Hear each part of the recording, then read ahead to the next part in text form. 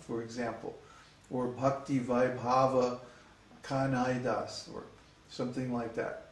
Okay, we want all our students to take these programs and pass the examinations and have the requisite titles appropriate to their particular engagement in the community. That way everyone knows who everybody else is, what level of study they're on, what level of initiation they're on, what their particular type of personality is, and how they're expected to behave by those titles and by those degrees. And someone can always advance. That's another thing.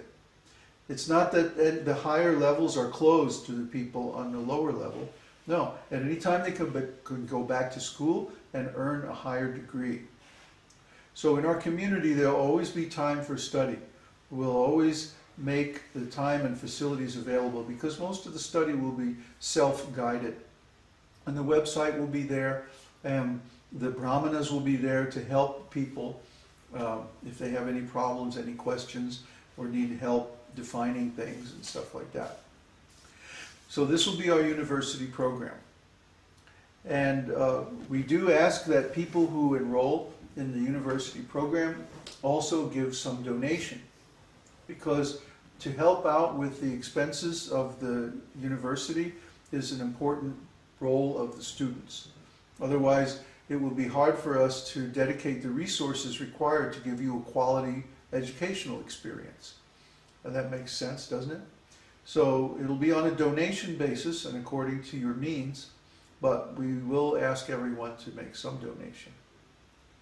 So that's the university program, and right now we don't have any courses developed. We're going to redo some of the courses we had in the past that were not very well organized and bring them into this university system now that we have the university degrees and the varnashram, the varnas and ashram community tied together.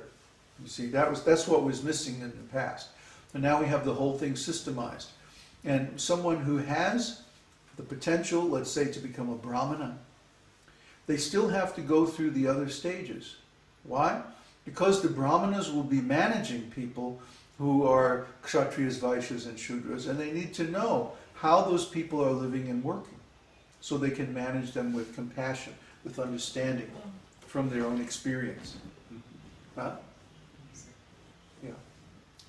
So, now I'm going to ask for questions, and let's have a nice discussion. You can ask on any topic connected with the catuḥ-śloki or the university.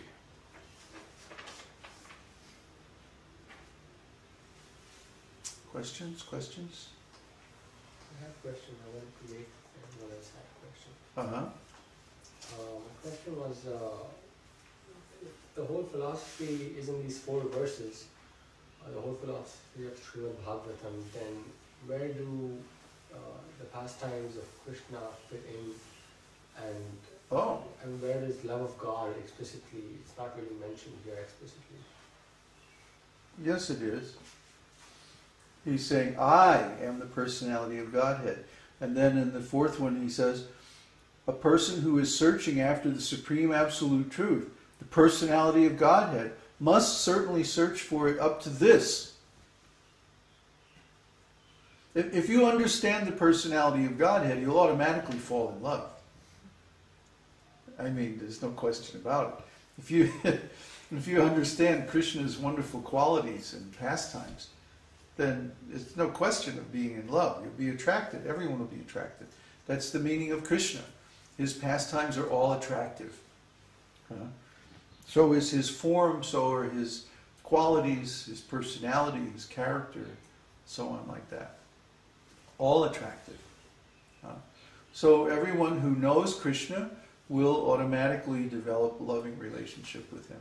And his pastimes are the proof, the evidence that these precepts are true. See, if you want to know Kṛṣṇa, you have to know his pastimes. Pastimes are given in the Shastra. So these 4 verses are the distilled essence of those pastimes. All of the devotees, for example, in the spiritual world have realized all these things. They know these relationships between Krishna and his energy. Maybe they don't think of it in terms of, academic or scriptural terminology. They just think, well, Krishna is strong and he's going to save us. So we can enter the mouth of Aghasura demon and there's no problem. You see, they have confidence in Krishna. That confidence is born of knowing Krishna's qualities and his personality. By having the experience again and again and again of Krishna saving us, of Krishna maintaining us, of Krishna giving us all the facilities that we need to serve him and so on. So if you know Krishna, then you automatically develop love for him. And you also know his pastimes, his character, his qualities, and so on. That's implicit in all this. Try to understand, when Scripture speaks, often in a very condensed form, then it has to be expanded so that the ordinary intellect can understand. That's why all the Scriptures have commentaries. So in the case of Śrīmad-Bhāgavatam, these 4 verses give the essence. But then there's so many stories. Story after story after story after story, illustrating Krishna's relationship with his devotees. Krishna's pastimes. And they're always in relation. Krishna's pastimes are always in relation with his devotees. Okay? Because it shows what is the meaning of a person who is searching after the absolute truth. How does that person behave and how does Krishna behave towards him? What is the relationship between Krishna and his devotees? This is all explained in great detail in Śrīmad-Bhāgavatam, especially the pastimes in the 10th canto. But even the other cantos are just story after story after story after story after story, illustrating all these points. So it's like Śrīmad-Bhāgavatam expands in itself on these points, and then the commentaries on Śrīmad-Bhāgavatam expand even more. And because Srila Prabhupada, when he wrote his commentary, he had 4 commentaries in front of him, 4 or 5 at all times. Sridhar Swami, Rupa Goswami, Sanatana Goswami, Vishwanath Chakravarti, Bhakti Vinod, and Bhakti Siddhanta. He's giving us the best, the essence of all these great commentaries on Śrīmad-Bhāgavatam. So when we read Prabhupada's purports on Śrīmad-Bhāgavatam, you should all look up these verses and read Prabhupada's purports. They're very, very deep. They're very, very important. If you understand those purports, if you understand these verses in essence, then the whole rest of Śrīmad-Bhāgavatam can make sense to you. Otherwise, it'll be a mystery. Why are they talking about this? Why are they narrating all these old stories? What's the meaning of all this? You'll be bewildered. We don't want you to be bewildered. We want you to understand. So we're giving the explanation here so you know the relationship. So you know that how to take the meaning of these. The essence of all the Śrīmad-Bhāgavatam is there, but it has to be expanded. It's not that everything is going to be mentioned specifically, because that's the point. These are essential, and then everything else is implied from them. So we have to be expert in teasing out those implications from the deeply coded statements of the Scripture. When people who aren't devotees read these verses, they don't know what to make of it. Oops.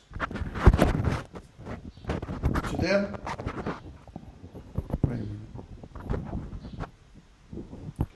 To people who aren't realized devotees, these verses are very mysterious. But to someone who knows Krishna, it's like clear as day what the meaning is. And we have to become like that. We have to become so familiar with the commentaries that when we see the essential knowledge like this in coded form, we automatically understand the implications. See? That's the real meaning of Bhakti Vaibhava. Bhakti Sarvabhauma. Sarvabhauma means over the whole earth, over the whole world. Wherever this person goes, they can see Krishna. And wherever they see Krishna, they can understand what Krishna's pastimes, what Krishna's moods, Krishna's philosophies is, and how he's acting in any particular situation. They can go over the whole world and they'll always understand exactly where they are in relation to Krishna. They're never lost. Question from Mike. Okay. What is meant by directly and indirectly? Does it mean searching directly through study and indirectly by working for Krishna? Yeah, I think we described this already. Question from That, wait a minute. Directly and indirectly, just like it's stated in Sri Ishopanishad.